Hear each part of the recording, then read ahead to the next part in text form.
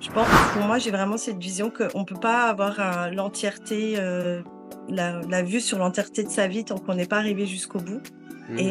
et du coup, une situation, qui est donnée à un instant T ne reflète pas forcément, on peut toujours être surpris, par la vie, par tous les cadeaux, en fait, qu'on peut retrouver derrière des situations qui paraissent, en apparence, compliquées.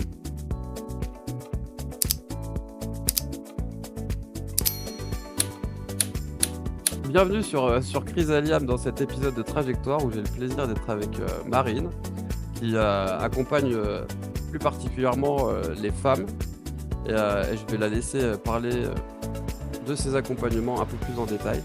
Si tu veux bien Marine, m'expliquer un petit peu, quelle est la nature de tes accompagnements, quelles sont les pratiques, que tu exerces? OK. Bah, déjà merci du coup. Alors au niveau des accompagnements, ce que je propose, ça va vraiment se composer en 3 parties, mais pour moi qui sont absolument, liées et interdépendantes les unes des autres. Et ça, c'est vraiment très récemment que je m'en suis rendu compte qu'il y avait une logique en fait dans ma façon de faire. C'est-à-dire qu'il y a vraiment, la partie accompagnement, individuel et voilà, on va dire, ponctuel sur des séances, ça peut être, alors je travaille essentiellement sur la libération émotionnelle, la libération karmique et la libération transgénérationnelle, mais bon, de toute façon, on va se retrouver, liés, l'un dans l'autre à chaque fois. Après je fais aussi des séances de rééquilibrage énergétique et des soins chamaniques.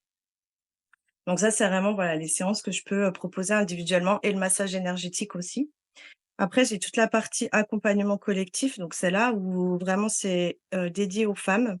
Donc là, en fait, on c'est un parcours de 6 mois pendant lequel on va aller, en exploration, vraiment en profondeur de notre aspect féminin, de notre principe féminin, de nos cycles, et on va travailler notamment avec les archétypes du féminin. Donc, là, c'est pour pouvoir vraiment apporter une connaissance, aux personnes qui participent.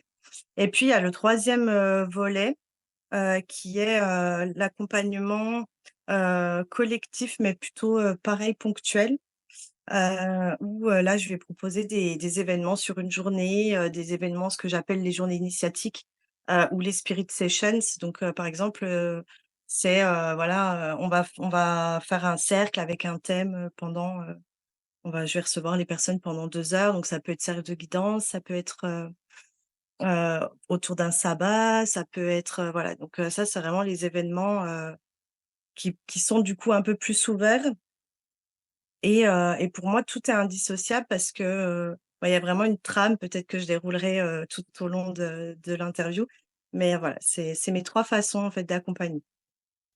OK, donc si j'ai bien compris, tu as l'accompagnement individuel qui s'adresse autant aux hommes qu'aux femmes, sur une Mmh mh. séance, ponctuelle par rapport à une problématique donnée, où là, tu vas Mmh. utiliser les outils que tu m'as cités. D'ailleurs, on va y revenir un petit peu. Il y a les accompagnements qui sont plus longs, réservés aux femmes, où là, Mmh. il y a tout un processus et d'autres événements plus ponctuels, en groupe toujours, qui s'adressent, à la fois aux hommes et aux femmes ou que aux femmes, Oui, aux hommes et aux femmes sur, un thème d'événement comme des cercles que tu peux, organiser. exactement, c'est ça. Super, c'est très riche, bravo à toi parce que j'imagine que ça doit, demander, pas mal de travail et d'organisation et en tout cas bravo et moi j'aimerais revenir sur les pratiques que tu nous as citées, en tout début de réponse par rapport aux accompagnements individuels. Tu m'as parlé de libération karmique, de libération transgénérationnelle et de libération émotionnelle. Est-ce que tu pourrais, expliquer brièvement à quelqu'un qui connaît pas du tout ces mécanismes-là ou ces accompagnements-là, en quoi ça consiste et un petit peu les spécificités de chaque item? OK. Alors en fait, moi, à la base, je me suis formée en énergétique, donc en reiki, et en magnétisme et en lao-chi. Et en fait, je me suis rendu compte à mesure de mes séances, que, j'allais connecter à ce que j'appelle des mémoires. Donc, qui sont présentes, dans les énergies de la personne et au fur et à mesure, voilà, ça s'est affiné comme ça au niveau de mes perceptions et du coup, je me suis plus orientée justement, bah, vers de la libération, donc à aller au-delà du rééquilibrage comme je le faisais jusqu'à maintenant. Donc, ce que j'appelle de la libération karmique, c'est vraiment que, là, je vais pouvoir me connecter, si tu veux, vibratoirement à une charge qui est encore présente au niveau, de l'âme, on peut dire ça, de la personne. Hem et voilà, tout en douceur, en fait, je vais amener la personne à se reconnecter à ça en partant d'une sensation qu'elle a, par exemple, au niveau de son corps ou qu'elle a au niveau, d'une pensée qui la traverse ou quelque chose comme ça. On part toujours d'un point, en fait et on va dérouler le fil pour remonter à la source. Donc des fois, ça peut être la source, elle peut être karmique, des fois, elle peut être transgénérationnelle, des fois, elle peut être due à un trauma, de l'enfance et quand je dis un trauma, tout de suite, on s'imagine souvent le trauma, comme quelque chose de tu sais, qu'il y a pu y avoir un truc très grave ou et pas forcément en fait. L'enfant, il a pu, vivre ça comme un traumatisme de simplement, de s'être senti tout seul, pendant, 10 minutes dans sa chambre à pas savoir où étaient, ses parents, tu vois? Ça peut être, donc des fois, on remonte sur des origines comme ça et vraiment moi, ce que j'apporte, c'est, le cadre sécurisant qui permet à la personne de t de tranquillement en fait, dérouler tout le fil, de ce que ça a engendré en fait tout au long de sa vie, de partir de cette source-là et de dérouler toutes les croyances qu'il y a derrière, toutes les peurs que ça a amenées, tous les masques que ça a amenés et toutes les émotions. Donc et en fait, on libère, tout ça tout au long de la séance. Voilà, en gros, c'est comme ça que je procède. OK, super, c'est super intéressant. J'ai envie de rebondir par rapport à la notion de trauma. Effectivement, c'est pas nécessairement un événement violent qui peut créer un trauma et par définition, un trauma, c'est tout ou partie d'une charge émotionnelle qui n'a pas été libérée en lien avec une expérience passée. Donc Mmh. effectivement, ça rentre tout à fait dans le cadre de ce que tu viens, de nous expliquer et bah, en tout cas, ça a l'air vachement complet la manière dont tu accompagnes, avec toujours ce souci, j'ai l'impression d'aller vraiment, à la source et à l'origine du problème, à la racine de du problème. En tout cas, ce que j'ai ressenti, par rapport à ta réponse. Et Mmh. d'explorer du coup, bah, l'émotionnel, le karmique et le transgénérationnel. Peut-être, j'aimerais que si ça te dérange pas de développer un peu de faire la différence entre karmique et transgénérationnel, si tu pouvais, un petit peu développer la différence entre ces 2 aspects-là? Ouais. Alors le transgénérationnel, pour moi, c'est vraiment tout ce qui va être en lien avec, des modes de fonctionnement qui sont hérités de nos lignées. Donc là, on va vraiment remonter sur, des ancêtres, sur, enfin, ça peut même être, ses parents, ses arrière-grands-parents. On n'est pas obligé de partir, non plus, pendant des générations et des générations, mais c'est simplement d'aller se rendre compte que c'est des modes de fonctionnement, qui se voilà, qui se,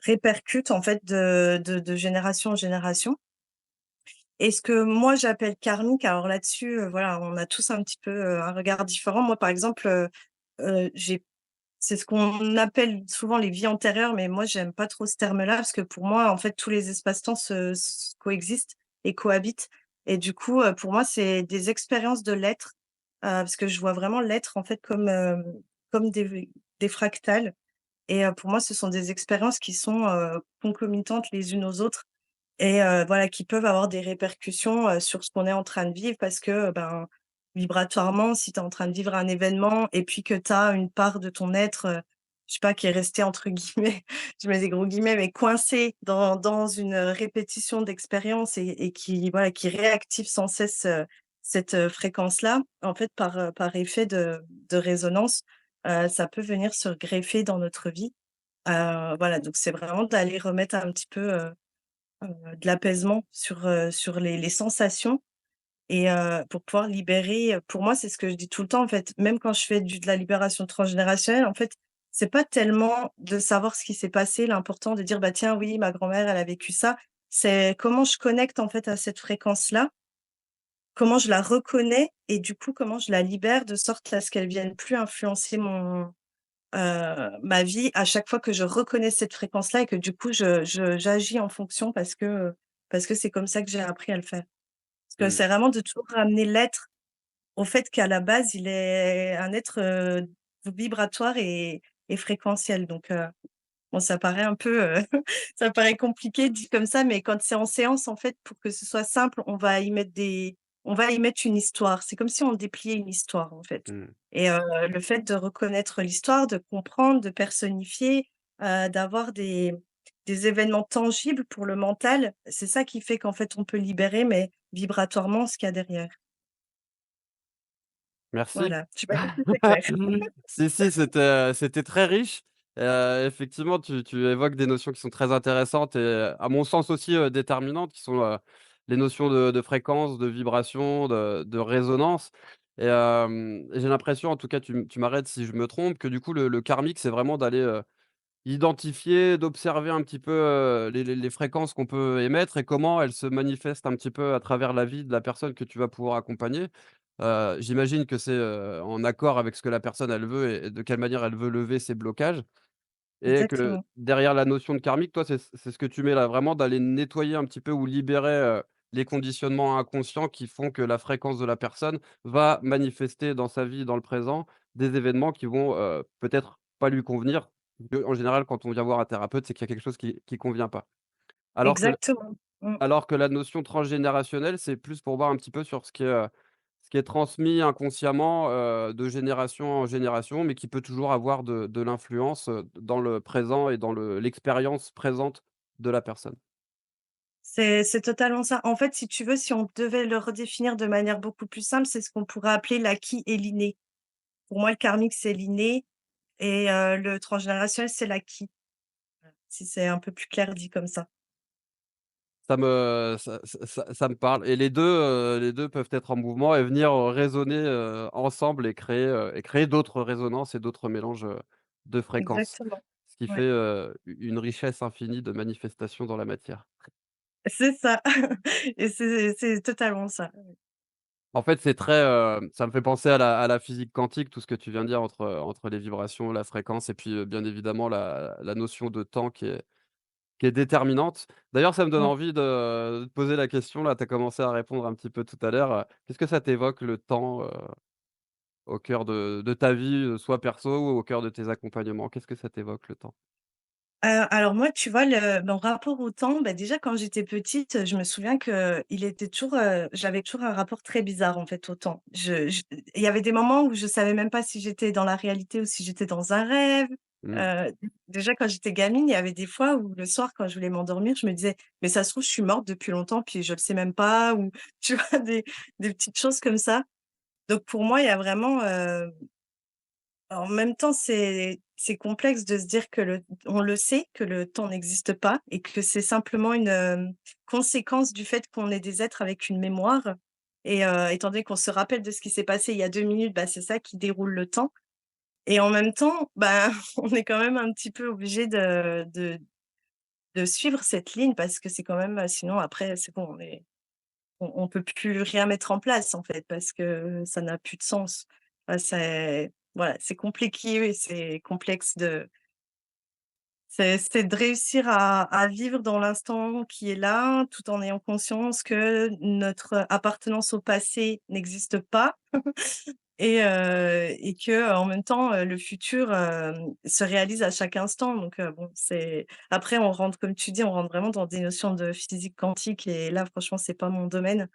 Mais en tout cas, c'est des choses que je peux expérimenter, ouais, dans mon quotidien. C'est cette sensation, même ça m'est déjà arrivé, alors je vais peut-être, passer pour une, une folle, mais ça m'est déjà arrivé d'avoir la sensation, tu vois, que je viens de perdre quelques minutes tout d'un coup de ma vie, en fait. Où, Mmh. c'est comme si ça faisait un trou et tout d'un coup, j'ai eu un blanc, en fait, enfin des choses comme ça, mais ouais, c'est Bah, c'est assez magique parce que notre cerveau, il a la capacité de voyager dans le temps.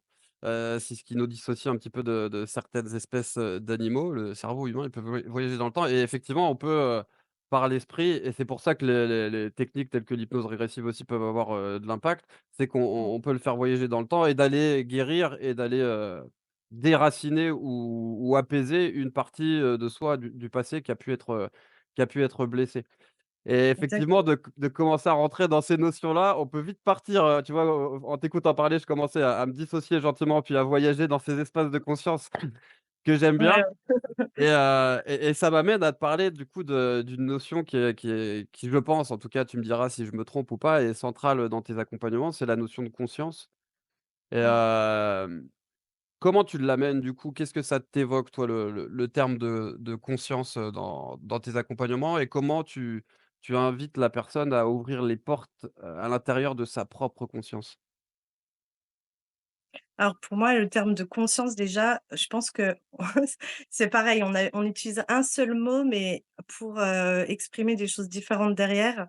Donc c'est ça qui est un peu compliqué. Pour moi, il y a plusieurs aspects. par exemple, dans mon accompagnement vraiment particulièrement, là, ça sera associé au fait que ce que j'essaye en tout cas d'apporter aux personnes, c'est de remettre de la conscience sur leur propre vie. Donc là, je l'évoque plutôt dans le sens de, comment je pourrais expliquer ça? C'est, tu sais, tu es conscient d'être un être conscient, tu vois? C'est l'être qui est conscient d'être conscient, tu vois? Mmh. Il y a quelque chose comme ça. Donc il y a vraiment le côté, pour moi, tout est une question de conscience. C'est ce que je dis souvent. Moi, ma vie, foncièrement, elle a pas changé. Par contre, la seule différence, c'est qu'aujourd'hui, je fais les choses en conscience, ce que je faisais pas avant. Donc là, tu vois, je sais pas si je suis claire dans mon explication, mais là, c'est cette façon-là d'en parler. Et puis après, il y a la conscience avec un grand C. Donc on pourrait dire que là, je te parlais de plutôt presque de l'adjectif, faire les choses en conscience et cetera, avec un petit c, et la conscience avec un grand C. Là, pour moi, alors, c'est pareil, on rentre dans des choses assez complexes. Que En plus, moi, un de mes outils, c'est le chamanisme. Donc, j'ai une façon d'aller connecter, ou ce que je fais, j'appelle ça des voyages chamaniques. Donc là, en fait, je pars, un petit peu comme toi, je pense que tu le fais en hypnose, en «exploration» entre guillemets. Et j'essaye justement d'aller connecter à ces notions-là pour moi, pouvoir, me les approprier. Et pour moi, la conscience, c'est vraiment comme une espèce d'intelligence qui Mmh. régit, en fait, les choses. Mais pour moi, c'est pas, depuis nous, notre esprit humain, c'est pas, tu vois, pour moi, la conscience, c'est pas quelque chose qui a une volonté propre. En fait, c'est juste une espèce d'intelligence, comme tu pourrais des fois voir, tu sais, quand on voit les nuées d'oiseaux ou les fourmilières, c'est un peu comme ça que moi je le vois. Ils savent se diriger, mais sans communiquer, enfin, sans que ce soit eux qui se disent: «Tiens, on a tous envie d'aller là». Tu vois? Ça se fait, je sais pas si je suis très claire là, c'est compliqué Si, pour moi si, vas-y, d'exprimer en ces plus, tu notions-là. as des images avec les oiseaux, c'est magnifique, donc vas-y, tu peux continuer, c'est parfait.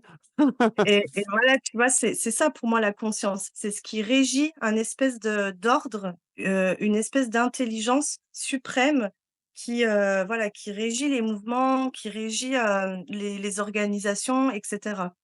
Donc, là, pour moi, c'est vraiment la conscience avec un grand C. Et après, il y a la conscience avec un C moyen. C'est la conscience qui a voulu s'expérimenter elle-même. Donc c'est la Mmh. conscience qui est devenue consciente d'elle-même. Et et du coup, pour moi là, ça c'est vraiment, c'est ce qui fait que ça a donné naissance à ce qu'on appelle des mondes, en tout cas en chamanisme.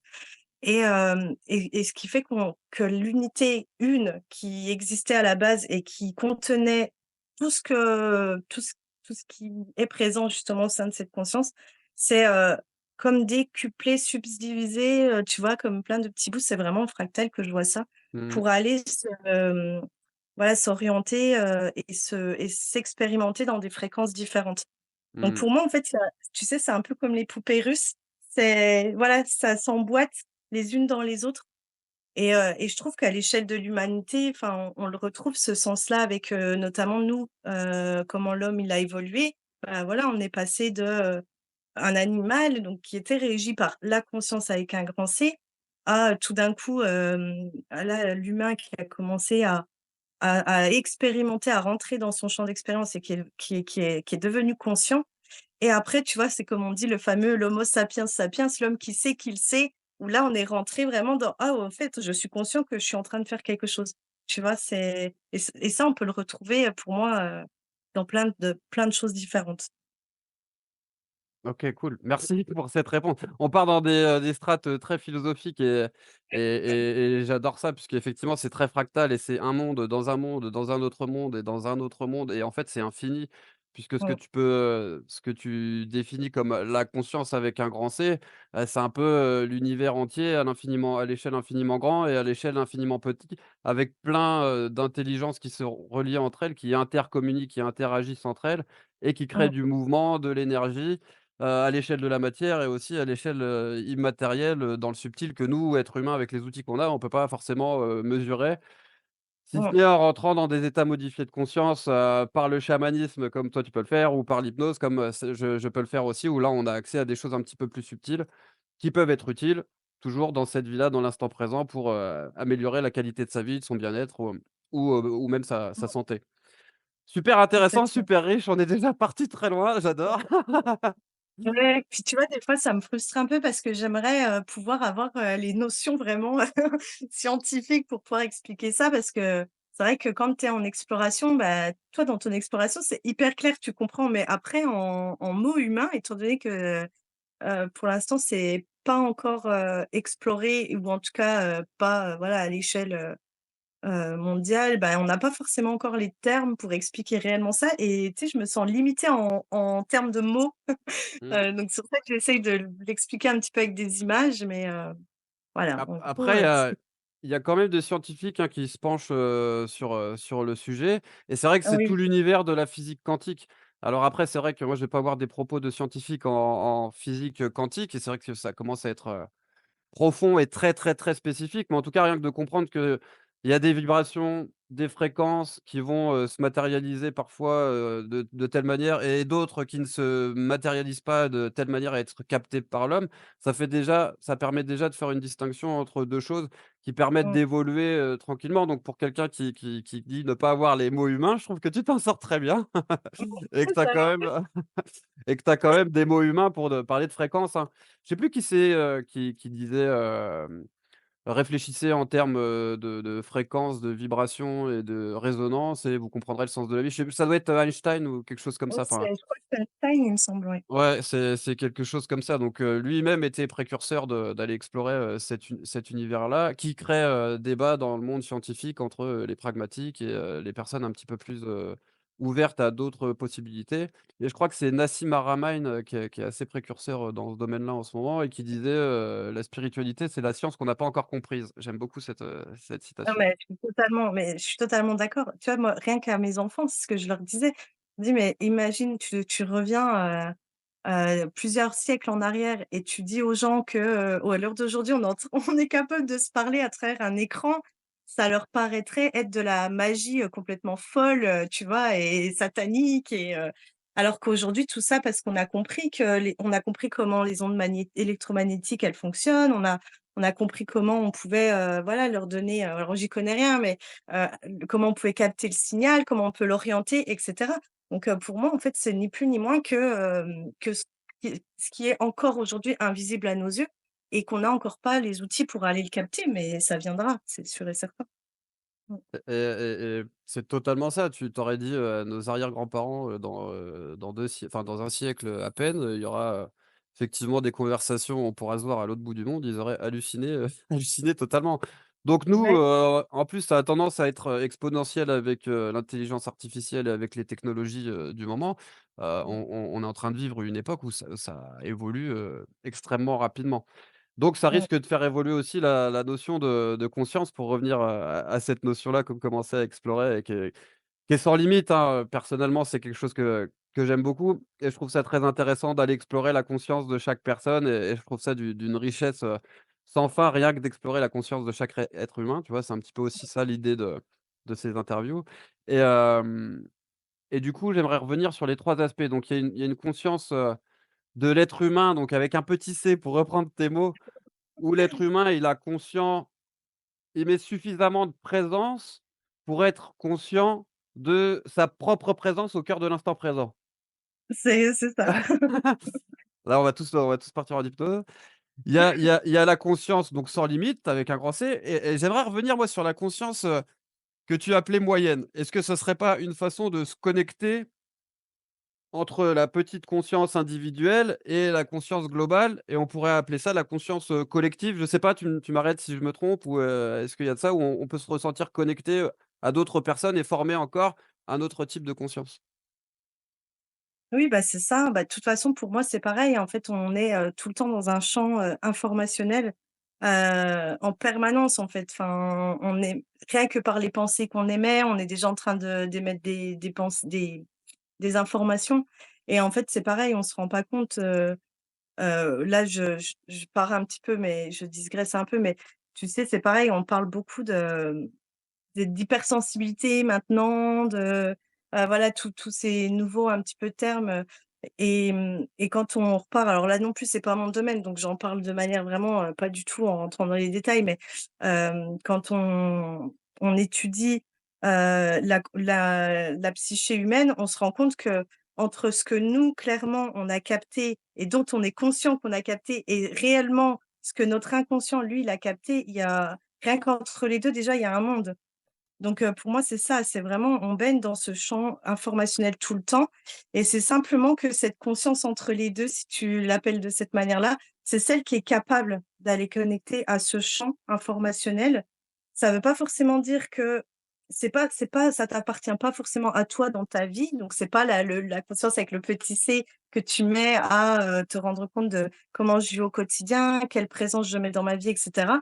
Mais c'est simplement c'est oui, cet état d'être entre les 2 où je peux aller contacter, capter des informations, en fonction de ce que je veux comme réponse à l'instant T, dans ce champ informationnel, en fait, qui est émis par tout le vivant, en fait, par tous les êtres humains, par les arbres, par le champ magnétique de la Terre, voilà, c'est et puis ça, c'est exponentiel à chaque fois, il y a ce champ-là à tout plein de niveaux différents, en fait. Mmh. Merci, pour quelqu'un qui connaît. Tu dis: «Je rentre pas dans les détails». Franchement, ça va, hein. Tu Bah non, es je suis pas tu docteur, je suis pas ouais, ouais, bah, après, on fait tous avec, les moyens du bord, avec les lectures, avec les formations qu'on a pu avoir, avec nos recherches personnelles, mais je crois qu'on est quand même nombreux à vouloir se renseigner sur ces sujets-là en s'ouvrant à quelque chose d'autre qui est pas forcément visible, mais qui existe, vraiment. Et du coup, mmh, j'aimerais qu'on fasse un petit peu le lien avec le chamanisme. Tu en as parlé, plusieurs fois depuis le début de la conversation. Comment tu expliquerais un petit peu le chamanisme à quelqu'un, qui connaît pas du tout, cette discipline? OK et ben, déjà alors, je veux préciser que parce que ça, c'est hyper important, je trouve, que je ne suis pas chamane et voilà, parce que bon, on a tendance à faire un peu des raccourcis, donc voilà, je c'est pas ça n'a rien à voir. Là, c'est vraiment la pratique du chamanisme et pas du tout, je voilà, c'est pas être chamane. Donc déjà, bien différencier ces 2 choses pour moi.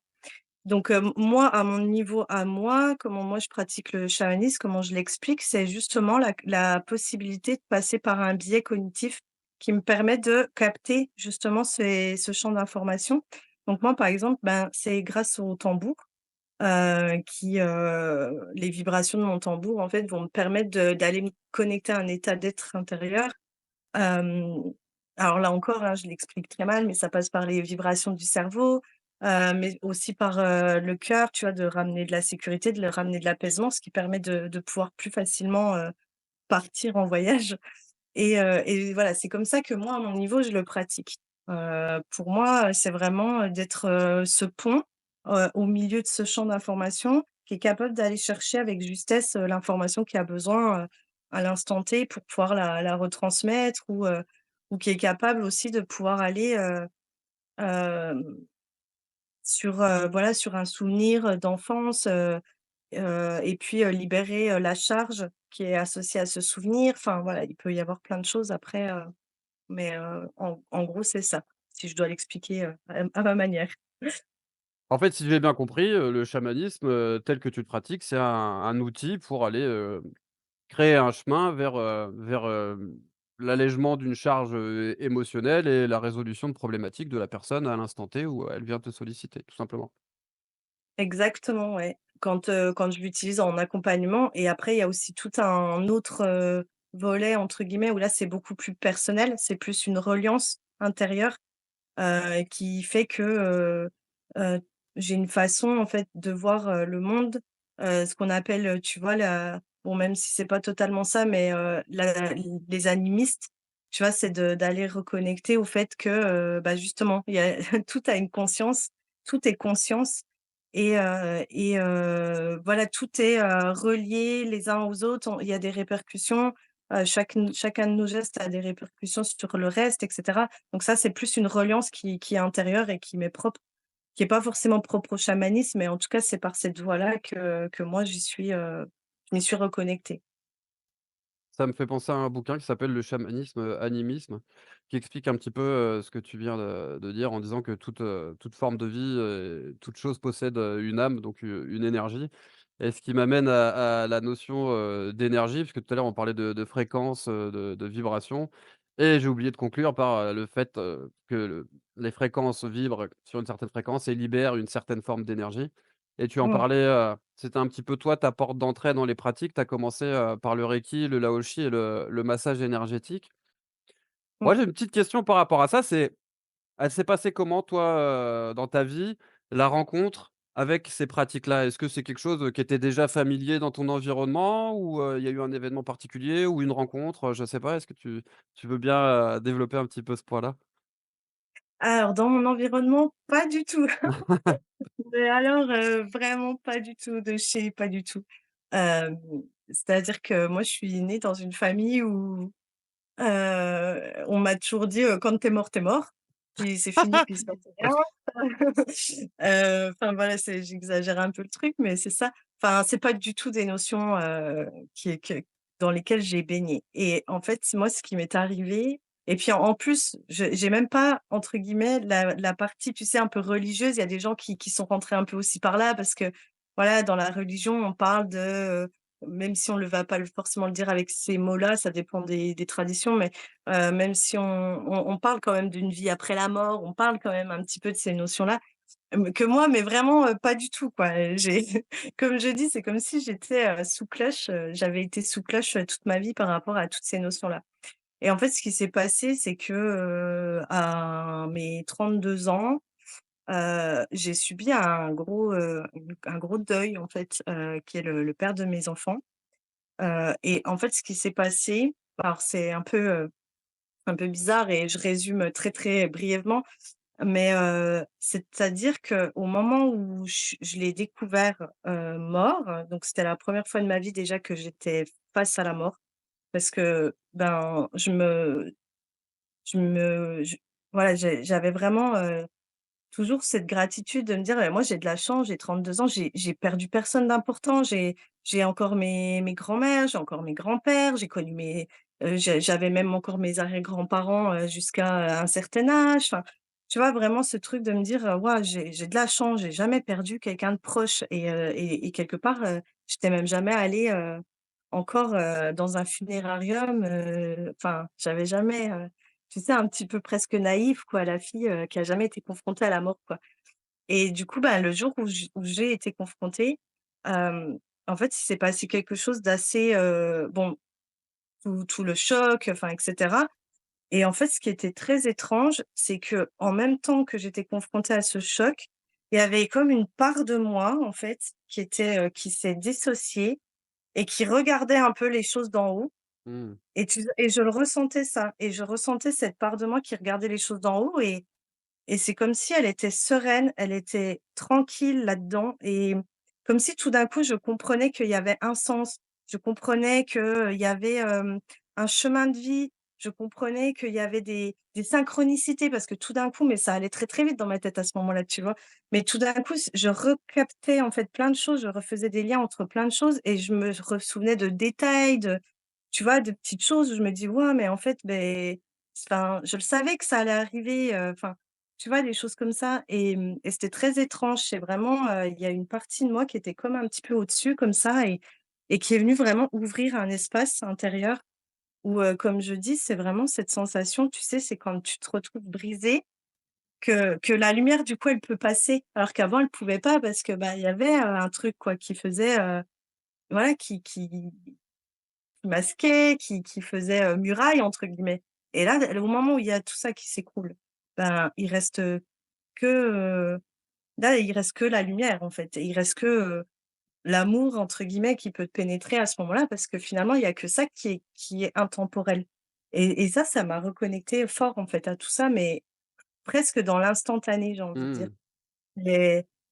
c'était assez surprenant à vivre. Ça et tout d'un coup, dans les jours après qui ont suivi, bon, pas tout de suite, parce que voilà, il y a eu, ben, le deuil et cetera, mais quand même, ça allait assez vite. C'est comme si, tout d'un coup, comment je pourrais dire ça? Tout d'un coup, pour moi, c'était évident qu'il y avait quelqu'un qui m'avait toujours entendue. Donc, tout d'un coup, je m'exprimais de nouveau à cette, conscience, entre guillemets, avec un grand C qui est toujours là, en fait et qui nous entend tout le temps. c'était évident que, voilà, qu'il y avait des entités qui nous suivent dans l'invisible. C'est enfin voilà, il y avait vraiment, p tout d'un coup, c'est comme si c'était naturel et je me suis mise à méditer, je me suis mise à prier, je me suis mise à enfin des choses que je faisais absolument pas, mais vraiment Mmh. pas du tout Et et donc là, c'est je excuse-moi, c'est le moment où tu découvres, ton compagnon de l'époque, décédé, c'est quasi instantané, la dissociation? Parce que c'est vrai que c'est un phénomène qui arrive souvent quand il y a un fort choc émotionnel, de telle manière à ce que le corps, il arrive à saturation et il crée la dissociation après pour traverser l'événement et pour préserver un peu l'équilibre et la sécurité, de la personne. Et après, comme s'il y avait, une douche d'informations auquel tu réaccédais, enfin auquel tu pouvais connecter avec conscience alors qu'elles étaient déjà là, mais que tu en avais pas conscience. Est-ce que c'est juste dit comme ça? c'est très juste, c'est exactement ça. Mmh. OK, et ça de manière quasi immédiate? Quasi, ouais. OK. C'est vraiment, c'est exactement ça. C'est vraiment la dissociation avec, vraiment, tu sais, la partie très, primitive presque, qui est, en train de vivre l'émotion, qui est en train de enfin voilà, de se rendre compte du truc et cetera et une autre partie qui je sais pas, comme si justement d'être dans ce champ-là d'informations, ça ouvre, quelque chose de beaucoup plus vaste comme Mmh. compréhension et du coup, dans cet espace-là, il y a pas de jugement en fait de: «Est-ce que c'est bien? Est-ce que c'est pas bien? Est-ce que c'est triste? Est-ce que c'est pas triste?» C'est juste un tu juste présente à ça et tu voilà, c'est un peu comme ça que moi je l'ai vécu personnellement. En tout cas, c'est incroyable parce que dans ce que tu dis, on a l'impression vraiment que ça va extrêmement vite et que c'est quasiment instantané. Alors que des fois, ce processus-là, il peut prendre plusieurs années pour que des personnes arrivent à ce résultat-là de, bah, de conscience, hein. On en vient toujours avec ce fameux mot de conscience. Et le risque quand il y a un choc, dissociatif, comme ça, bah, c'est que la personne, elle se réassocie pas et qu'elle soit un peu coupée de ses sensations. Toi, j'ai l'impression que c'est pas du tout ce que tu as vécu et que tu t'es Mmh. rassocié extrêmement vite. Autant que tu as Bah, pu oui, te dissocier, tu t'es réassocié extrêmement vite. très, très vite, enfin ça a duré, je me souviens que j'ai eu un moment vraiment où là, j'étais, enfin voilà, ma famille voulait presque m'envoyer, à l'hôpital parce qu'ils commençaient à s'inquiéter pour moi parce que là, j'étais, comme on dit, en état de choc, tu vois? Mais ça a duré quelques heures et pas plus en fait. Après, il y a un truc qui est revenu, Mmh. et en fait, moi, je le dis en rigolant aujourd'hui parce que bon, mais à l'époque là, tout d'un coup, en fait, je me suis souvenu que quand j'étais plus petite, j'avais fait une sortie de corps un jour. Mmh. Et mais j'étais enfant, tu vois? Je savais pas l'expliquer et je me souviens juste que j'avais eu très, très peur parce que tout d'un coup, je m'étais vue depuis, le haut de mon corps et du coup, j'ai cru que j'étais en train de mourir et du coup, j'ai eu très peur donc voilà, ça s'est découpé assez vite et donc tout ça, ça m'est revenu en mémoire tout d'un coup et en fait, à ce moment-là, j'ai eu une espèce d'obsession parce que tout d'un coup, j'ai compris que l'espace-temps, ça n'existe pas, que j'ai compris les cycles, enfin, j'ai compris plein de choses, en fait. Enfin, c'est comme si je réaccédais tout d'un coup à une connaissance, «cosmique» entre guillemets et en fait, à ce moment-là, j'ai été prise un peu d'une obsession de croire que j'allais changer les choses. Donc du coup, je Mmh. me disais: «Beh, je vais m'entraîner à maîtriser cette sortie de corps pour pouvoir, retourner au moment où c'est arrivé, pour réveiller mon moi du passé, pour lui dire: «Réveille-toi, réveille-toi, faut que tu ailles regarder ce qui se passe» et cetera et donc voilà, je m'étais mis ça un peu dans l'idée, donc j'avais commencé à regarder des vidéos de, voyage astral, de tout ça et après, en fait, il y a quelque chose d'apaisé qui a pris le dessus en disant: «Mais non, en fait, c'est juste et tu pas en fait, tu pas à juger que c'est qu'il était pas censé partir alors que Mmh. peut-être que lui, il est bien d'être parti». Donc voilà, il y a une raison qui a repris le dessus et bien sûr, j'ai abandonné cette idée de vouloir aller changer, le passé, mais j'étais convaincue que je pouvais le faire à ce moment-là, en tout cas. J'étais vraiment, C'est intéressant ce que tu racontes, parce que on a l'impression qu'il y a vraiment 2 parties, et qu'on peut retrouver souvent, chez les êtres humains. Une partie qui est dans un peu la lutte et dans la non-acceptation et qui aimerait changer, et d'autant plus quand ça touche, aux êtres proches et aux êtres chers qu'on a bien envie, la plupart du temps de garder auprès de nous le plus longtemps possible. Et cette partie-là qui était, juste dans l'acceptation de ce qui est mmh, et de même d'y mettre, du sens en fait. Pour pouvoir, continuer à avancer et à cheminer, en regardant vers l'avant plutôt qu'en regardant vers ce qui est possible plutôt que vers ce qui n'est plus possible, en fait, j'ai l'impression et comment tu fais pour switcher, entre ces 2 états? Est-ce que il y a un moment déterminant que tu te rappelles ou une phrase ou une image? Est-ce qu'il y a quelque chose où tu sens que ces 2 états-là, parce qu'on les sent quand même bien présents dans ta narration de l'histoire et dans ta mémoire, mais on sent quand même que c'est apaisé et uni et comment tu fais pour switcher ces deux parts de soi qui, semblent aller dans des directions opposées sur l'instant, en fait, avec une partie qui s'accroche au passé et l'autre qui est plus, orientée vers l'acceptation du présent et vers le futur? Mmh.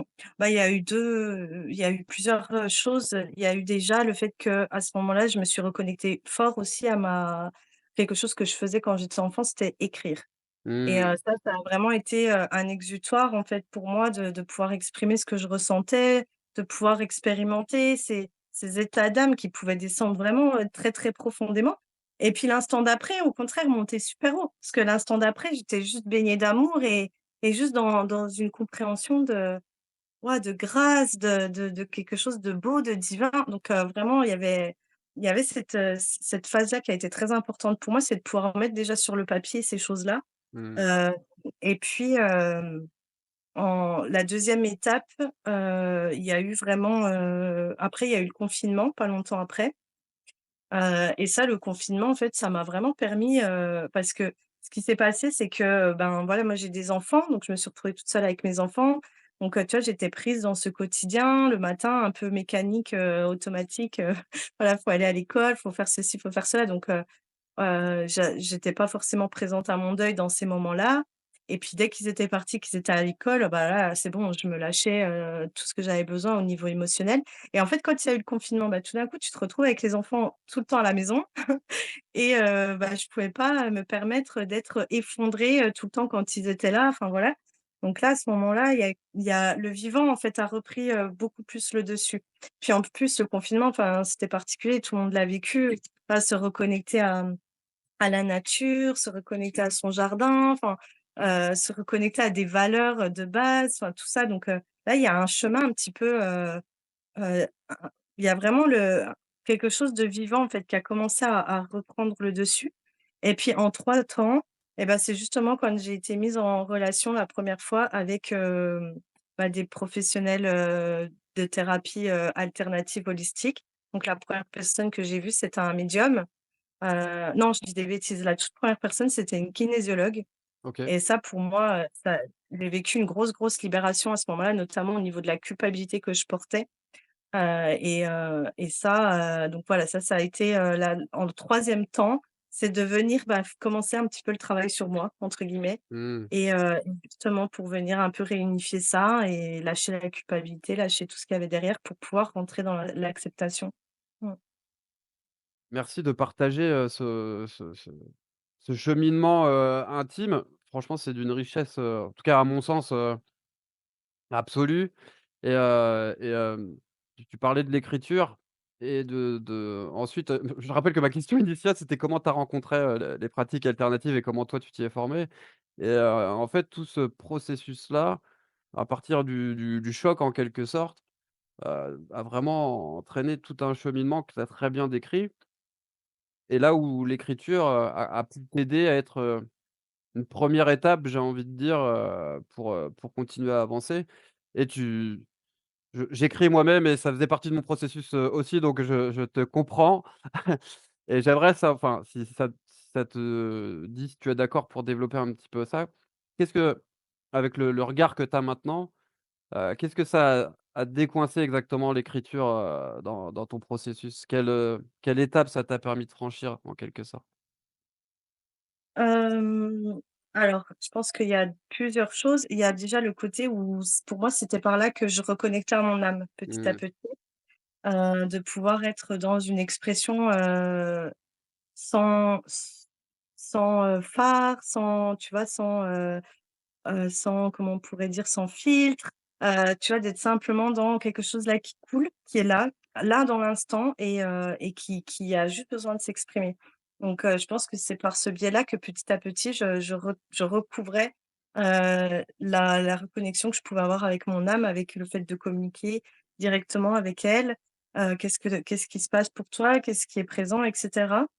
Et puis, il y a eu, aussi le fait que ça me permettait quelque part presque de comprendre les processus par lesquels je passais, Mmh. qui très intérieurs. Comme je te disais, c'était vraiment, expérimenter des états d'être, enfin voilà, qui pouvaient, passer, d'une joie, incroyable à une tristesse hyper profonde et des états qu'on n'expérimente pas d'habitude en fait dans sa vie et du coup ça me permettait d'en avoir une compréhension, tu sais, presque mentale, mais dans l'instant qui était nécessaire pour moi parce que, bah, ça me permettait de faire le tri aussi dans tout ça et de comprendre où j'en étais, de comprendre pourquoi je ressentais ça, pourquoi je vivais ça et cetera. Ça mettait du sens en fait. Mmh.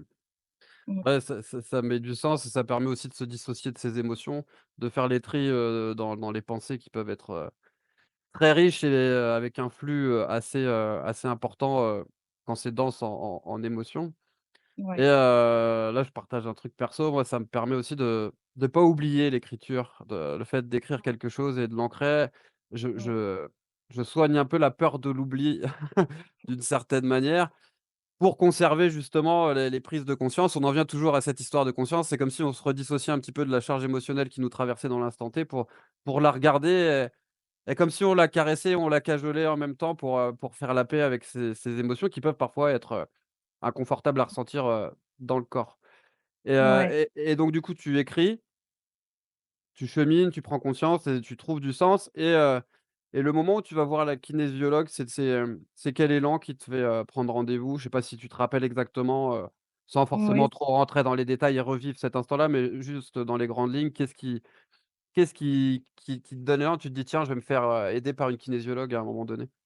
Bah, en fait, là, oui, oui, je m'en souviens très, très bien, c'est quelqu'un qui m'en parle, en fait, mais pour mes enfants. Parce que, OK. bah, quand même, ils ont vécu aussi un traumatisme, donc ils sont suivis, enfin, voilà, par les psychologues et cetera et je ne sais plus exactement, mais il y a quelqu'un qui me parle de la kinésiologie, je connaissais pas, qui me dit: «Bah, voilà, ça peut être bien» et cetera, donc je me renseigne, je me dis: «Tiens, effectivement, ouais, ça peut être pas mal» et donc j'appelle cette kinésiologue et quand, je lui parle un petit peu de la situation, elle me dit: «Beh, en fait, il faudrait que je vous voie vous». Parce qu'elle me dit: «Si vous, vous êtes pas bien, vos enfants, ils seront pas bien. Donc la première re des personnes à prendre en charge, c'est déjà vous» Mmh. et donc cette kinésiologue, je vais la voir et là, moi, c'est la première fois que je me retrouve face à quelqu'un qui respire la plénitude, qui dégage, quelque chose où, waouh, tu te déposes et juste de par qui elle est, juste dans son être-té, déjà, c'est déjà guérisseur, en fait et là, je parle pendant, mais au moins 2 heures avec elle et je comprends plein de choses et en fait, cette kinésiologue, elle est aussi médium. Bon, elle le dit pas, mais aujourd'hui, je le sais parce que voilà. En fait, elle voyait le père de mes enfants en même temps que je parlais donc elle me disait: «Ah, en fait, elle me disait des trucs et du coup, je «Bah oui, c'est vrai, c'est ça», enfin et du coup, je le ressentais aussi là. Donc là, tu vois, ça c'est venu apporter beaucoup d'apaisement, en fait, il continue d'exister dans une autre Mmh. sphère et c'est OK et c'est voilà, moi ça m'a enlevé un énorme poids, en fait et c'est ça qui fait que c'est par des synchronicités et le médium, c'est pareil, c'est par des aides extérieures, en fait, de gens qui tu as une discussion avec eux, puis tu dis: «Bah, tiens, tu devrais peut-être appeler, untel» et hop, tu y vas et voilà. Mmh. Super. C'est, vachement intéressant ce que tu décris et c'est vrai que le fait d'entretenir ce lien d'amour et continuer à faire exister, les personnes qui sont parties, en tout cas moi je le constate dans mes accompagnements, c'est souvent quelque chose qui permet de faire la paix, et de tout simplement de rester en amour à l'intérieur de soi, en fait Mmh. et se délester, des émotions qui peuvent être, pesantes et encombrantes sur le chemin et c'est vrai que, bah, l'écriture, c'est aussi un chemin pour honorer et maintenir ce lien sans être dans l'intention de vouloir changer le passé ou de changer les choses, mais juste d'être dans une intention légère d'amour et Mmh. de présence et de paix et je trouve ça, en tout cas merci de partager ça parce que je trouve en tout cas moi ça me touche. Ça me touche, beaucoup la manière dont tu l'as raconté, dont tu nous partages ton Ouais. expérience et du coup pour nous amener, à toi ton envie de te former et d'aider à ton tour, les gens et de les accompagner. Si tu veux bien, donc là, il y a eu le moment où tu rencontres la kinésio pour toi, où tu ressens et ça t'apaise, ça t'apporte quelque chose de profond, un apaisement profond et Ouais. comment ça se passe, il se passe combien de temps et comment ça se passe pour toi, le jusqu'au moment où tu décides, d'accompagner et toi aussi, d'aider les gens sur cette voie-là, sur ce chemin-là? Bah, en fait, là, après, c'est hyper rapide parce que si tu veux, avant que le père de mes enfants décède, j'avais déjà changé complètement de voie professionnelle. Parce qu'à la base, j'étais chargée de clientèle en assurance. OK, Heu et j'ai eu des soucis de santé, enfin voilà, donc j'ai été en arrêt maladie pendant un petit moment, donc après j'ai carrément, demandé une rupture conventionnelle.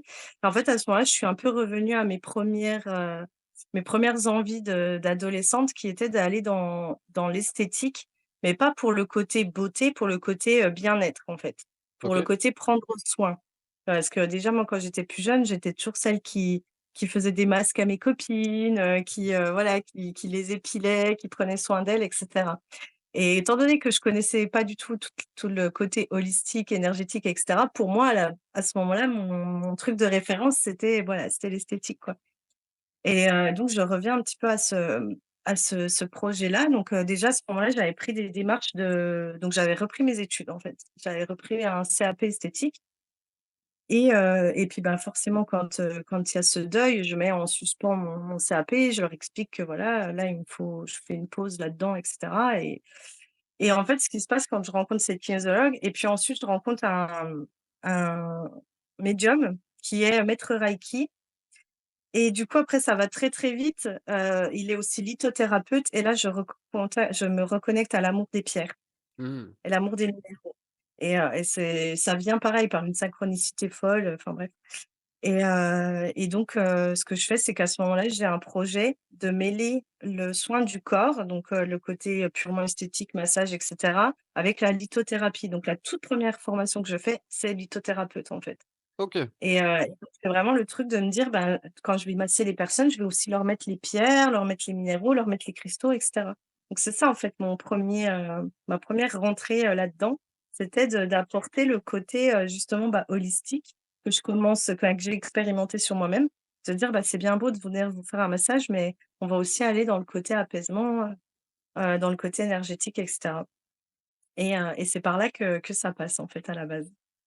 Donc là, tu as mélangé un petit peu, ton côté prendre soin, bien-être, à travers, ton expérience, en esthétique et le massage avec, ta découverte de l'instant, et la lithothérapie pour en faire, ton massage énergétique et ensuite, le reiki et le laoshi ont suivi, rapidement, j'imagine?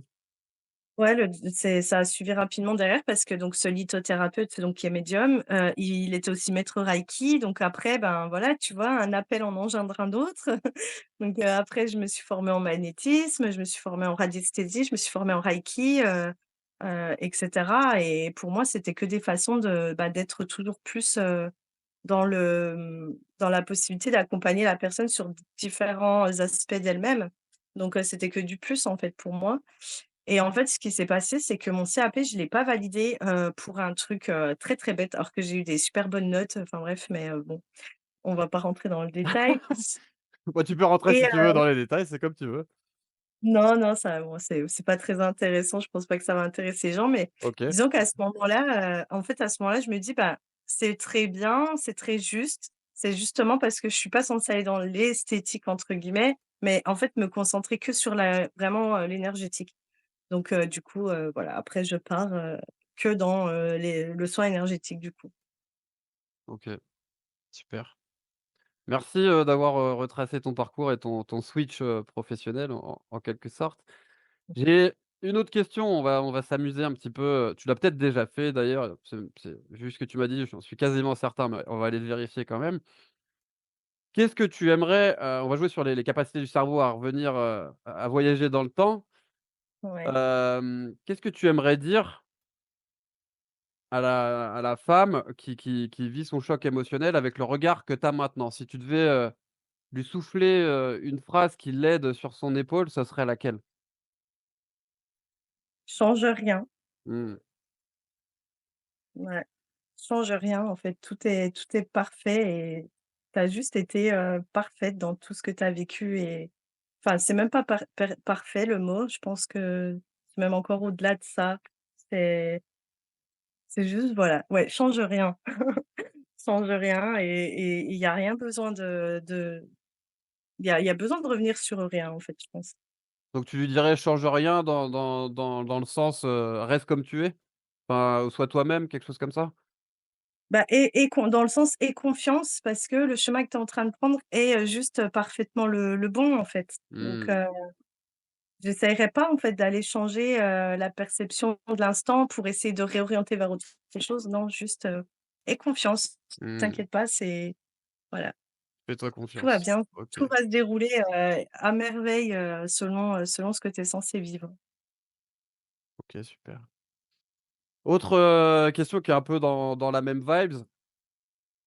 Si tu avais, un message à faire passer, sur ta voiture, quand tu roules et que toute l'humanité, voit ce message, ce serait quel message? Ça peut être le même que celui que tu viens de me donner, hein. Ouais, je sais. Non, c'est vraiment, en fait, ouais, c'est comment je pourrais verbaliser ça?